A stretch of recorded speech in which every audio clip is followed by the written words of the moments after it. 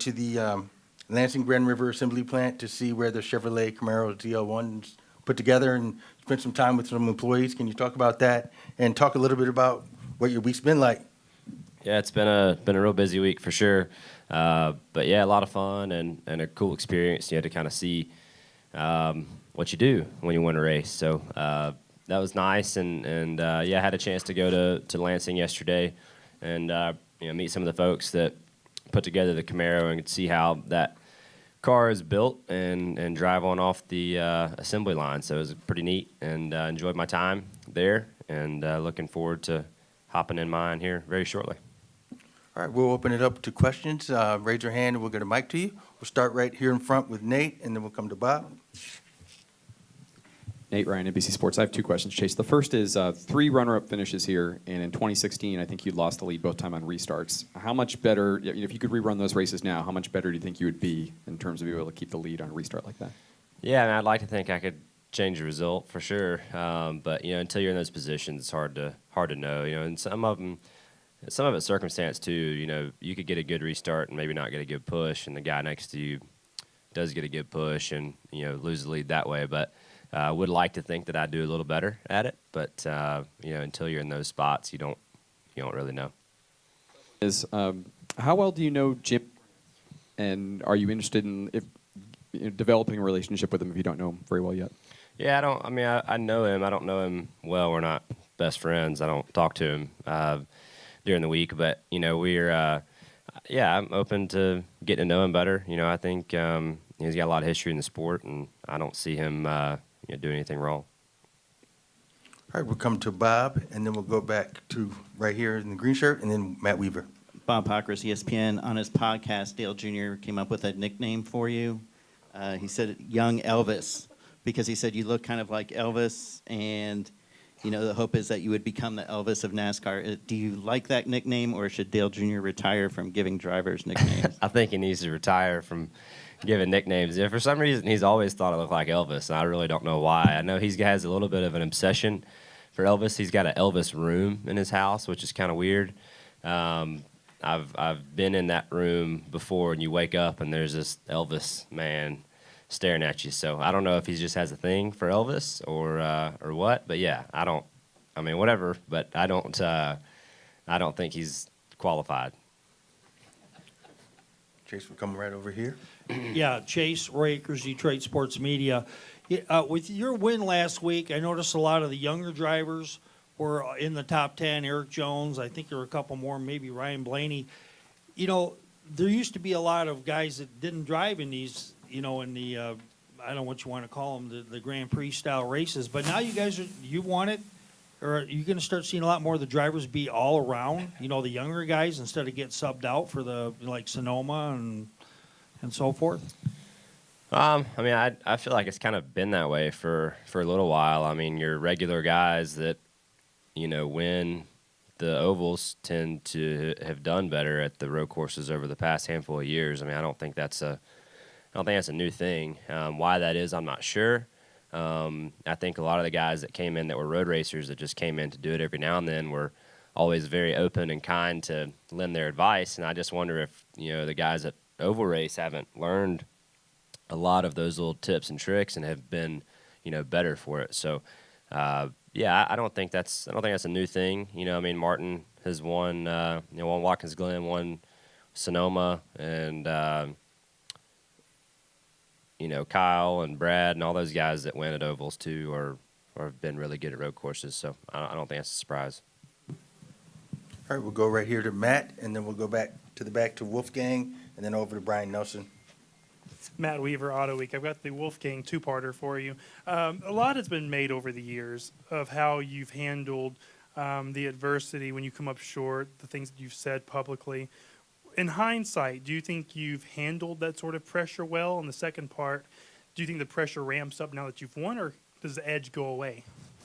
I feel like, look, I deal with things the way I think is right. So whether that's good or bad, that's not, for y'all to decide. That's for me to decide. And I think I've dealt with things fine. So you have to believe in what you do and how you go about things. So I feel like I've approached things well. have I been perfect? No. Could I have done a better job? Yes. I think the days that you have more control of the result are the days I'm more frustrated, and I've expressed that. You guys know that. So, yeah, I wouldn't change anything. Obviously I'd love to have reversed a few of those finishes over the past couple of years, but really, it makes you appreciate them a heck of a lot more. I know I appreciated, this past weekend more because of my past couple of seasons than I would have if we had come here and won, this race in 2016.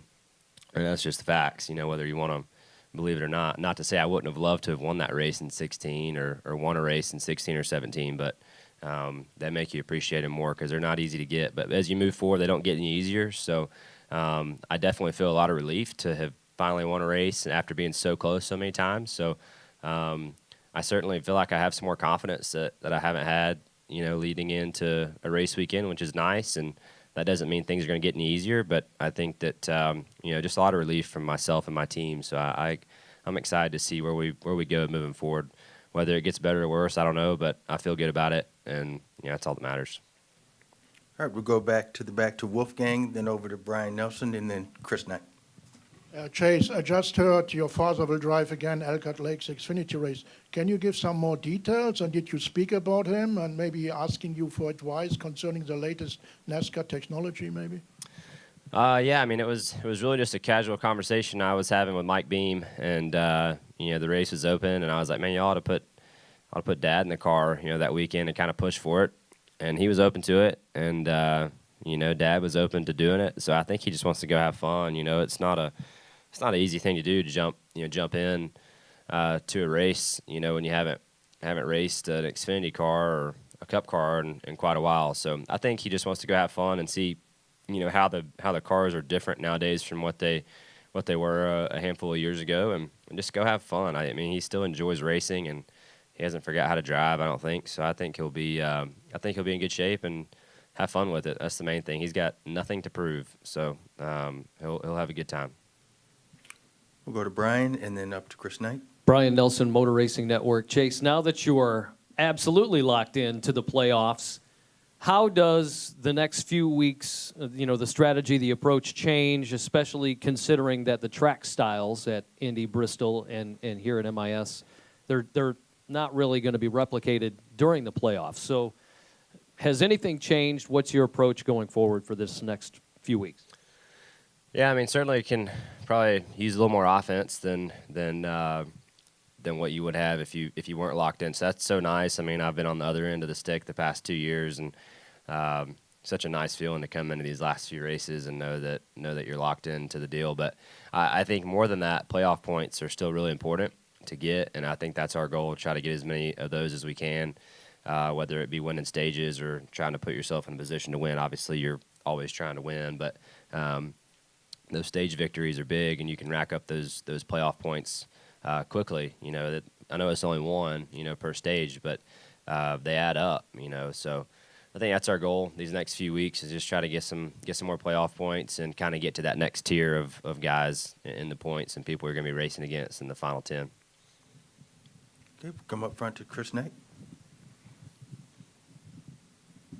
Chris Knight, catchfence.com. Chase, your mom said on Monday that it didn't matter that she wasn't there for your first win. Now it mattered that your dad was there for your first win. But I want to know what that moment like when you got off the plane in Dawsonville and saw your mom and had that moment with your mom.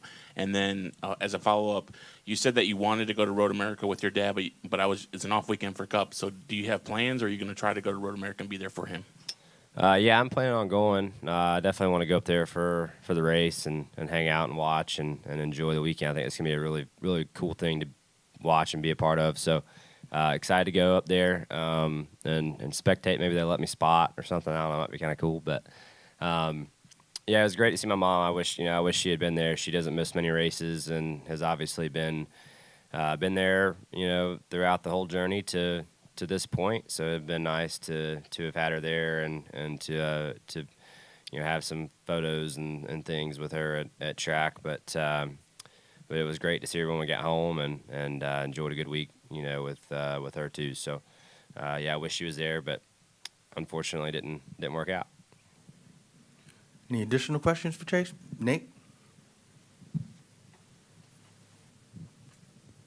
when you won your first Xfinity race, you also won the following week. So are you a believer in history repeating itself? Do you think that could happen this week? Yeah, I hope so. I mean, this has been a pretty good track for us in general. And that's not to say this weekend will go good. I felt like we were better here, my first 2 years than we were in the spring race this year, unfortunately. So, I don't know. I hope this weekend goes good, and I think this weekend will be kind of a good gauge as to where we stack up for some of these racetracks that are coming up. Here in Indy and not so much Darlington, but kind of here in Indy and Vegas and some of the mile and a half, 2 milers coming up. So we didn't stack up very well here in the spring race. I think we've gotten a little better at these style tracks since then.